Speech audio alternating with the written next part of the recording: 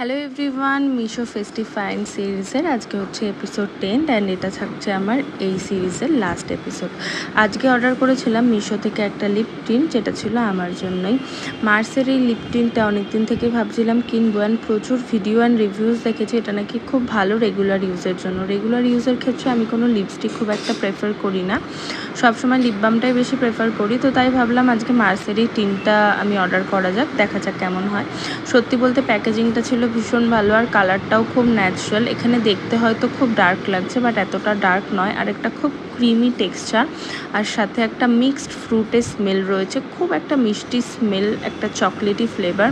তো বেশ ভালো টিনটা। দেখো হাতে রেখে দিয়েছিলাম কিছুক্ষণ, জাস্ট কয়েক সেকেন্ড, তারপরে মুছে নেওয়ার পর একটা এরকম ন্যাচারাল এফেক্ট ছিল। অ্যান্ড ঠোঁটে হালকা করে দেওয়ার পরে তোমরা এটা কিন্তু না মুছেও এভাবে অ্যাপ্লাই করতে পারো। আমার তো বেশ ভালো লেগেছে, তোমরা চাইলে কিন্তু এটা অর্ডার করতে পারো। দেখো এখানে শেড নাম্বারটাও দেখা যাচ্ছে, আর প্রাইসও ছিল কিন্তু খুব রিজনেবল। কেমন লাগলো জানিও। বাই।